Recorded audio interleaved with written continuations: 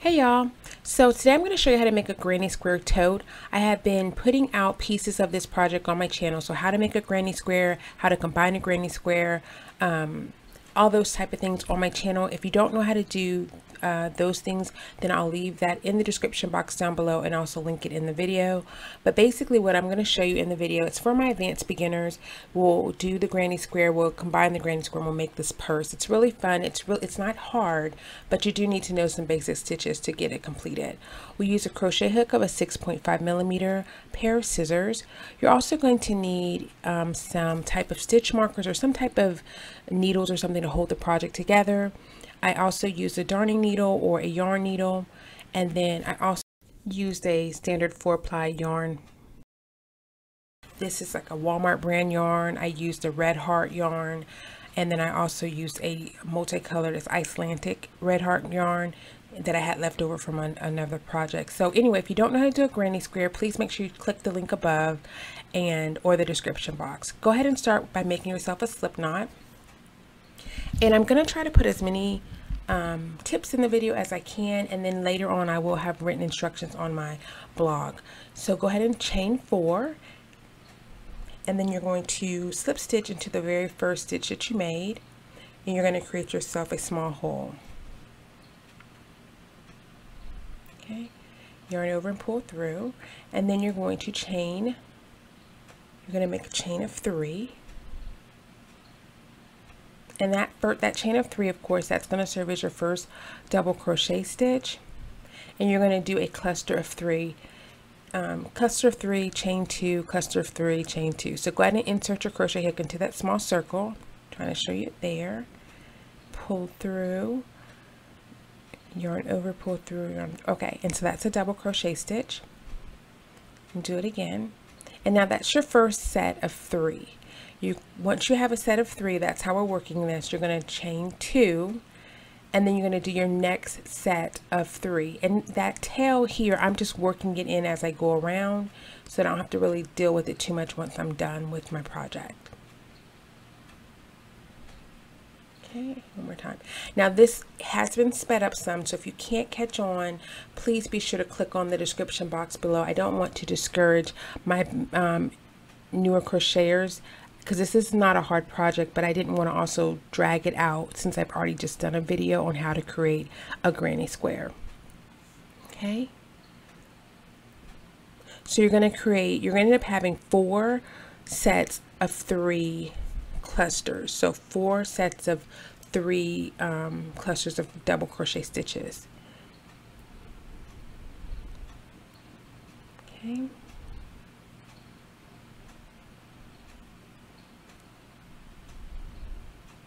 Once you get your 4, you're going to yarn over and do a chain of 1, and then insert your crochet hook in the top portion of that initial chain 3, and you're going to do a slip knot, a slip stitch. I'm sorry, slip stitch. Okay, and that's your first round of a square. Okay. And then that tail, like I said, you can just pull it, and then we're going to weave it in at the end and then just clip it. It's not going to be an issue. You're going to go ahead and chain 3, and again, that's your start of your double crochet stitches. You see here you have your clusters. You want to keep your clusters together. So in order to do that, you're going to turn your work, insert your crochet hook, and then go ahead and start making your cluster of 3 double crochet stitches. Okay, go right on over into that next hole. Do not worry about making a chain or anything. Just make yourself another set of 3 double crochet stitches.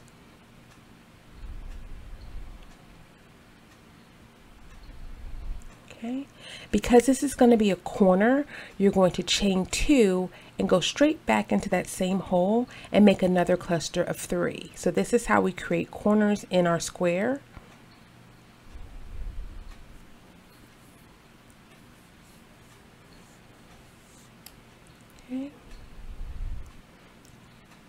And I'm going to go ahead and speed it up again so that we're not making this video an hour long. I'm sure you guys can appreciate that. Now in YouTube, there is a option that you can slow down a video. Of course, my voice will slow down as well, but the steps will also slow down. So if you can't catch it here and you don't want to click out and go into another video, just slow down the screen and you'll be able to catch on there too. So again, we're making a corner, so you're going to chain 3 after you've done your cluster of 3.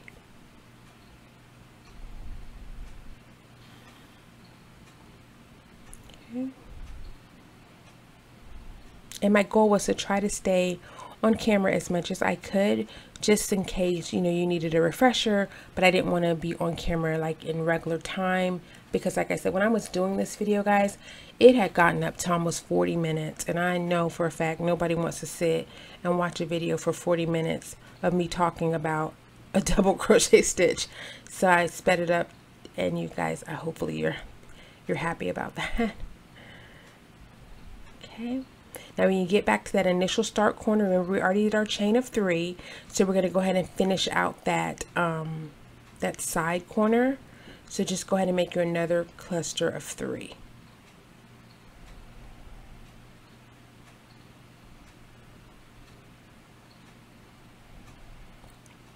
And you can, after this cluster, you can chain 1 or chain 3. Just chain 1 or chain 2. Stay consistent. I chained 1. So after I completed the cluster of 3, I chained 1, and then I joined my little section together. So insert your crochet hook into the top stitch, yarn over, and then pull through. And you're just doing a slip stitch. Sorry, I didn't chain 1, but there you go, chaining 1 and then doing it. Okay, and then you're going to go ahead, because there you have a square, that's your second round. You're going to do a chain of 3, which is going to be your first double crochet stitch, and then you're going to do just the same thing that we just did. We're going to go back around again. Okay, remember, you're going to keep your clusters together. So you have a set of 3. You're going to turn your work so the clusters stay together, and then go ahead and put your chain of 3, your double crochet stitch right there next to your chain of 3 that you created. Okay, so catch this real quick. Right here, we're going into a section that's not a corner. Go ahead and chain 3. You're not going to have to do chain 2 or whatever. You're going to just do your cluster of double crochet stitches, and I hope that makes sense. I might have sped through that too fast, but if you're not working into a corner, then you're going to just do 3 double crochet stitches, and then you're going to, you know, move on.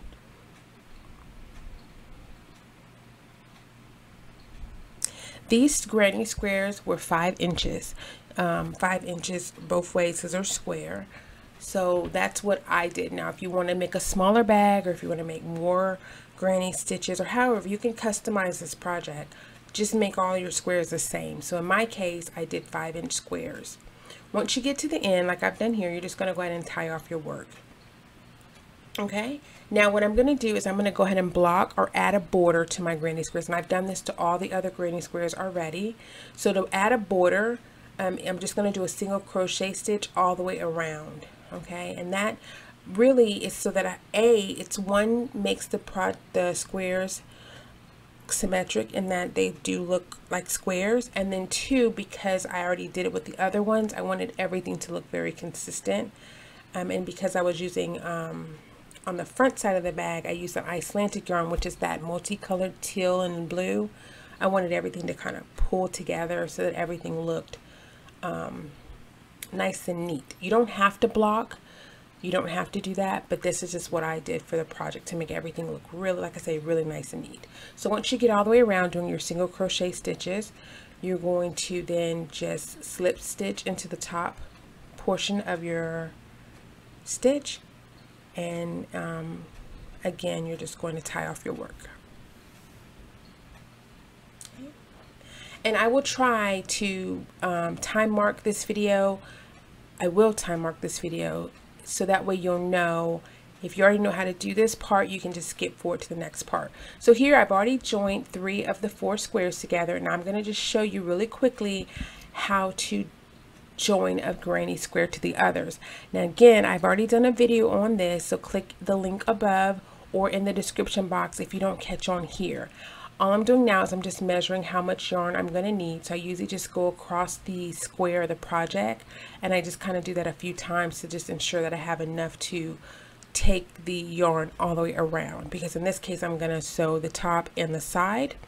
to the other granny squares that I've already sewn together. So go ahead and make yourself a slip knot at the end. And this is just a little technique I learned watching other YouTubers, and it worked out for me. So I wanted to share that with you. Go ahead and thread up your yarn, and I'm just using the same yarn so that everything stays uniform. And then you're going to line up your stitches. So I'm trying to zoom in a little bit, but the camera's a little out of focus, so hopefully I can get this back in focus. And the stitch marker comes in handy here if you want to make sure everything kind of stays together. Go ahead and start sewing, and once you get to that slip knot at the end, place your crochet hook into it and then pull, and that creates like a little knot, and that just ensures everything stays pulled together. And then just like you see here, I'm just grabbing the stitch from one of the squares to the other square, and then I'm just whipping it around. So what I'm doing here is called a whip stitch. It's not a flat stitch, but in this case it doesn't make too big of a difference. Okay, so now we are adding the sides and the bottom to the tote. The sides and the bottom are going to be the same in terms of width, so you're going to have the same number of rows, but the actual stitches at the bottom are going to be a little bit more, and the stitches at the top are going to be a little bit more. And this is where the pattern comes in, and like I said, I'll leave a link in my description box so that you can go over to the blog and get the written instructions. But I doubled up the yarn to create the sides. So I did single crochet stitches down the side and on the bottom, and that just allows the bag to be more sturdy, because granny squares are very flimsy when you do it with one a 4-ply yarn. They're really flimsy, and I wanted the bag to have a little bit more structure to it, have a little bit more thickness.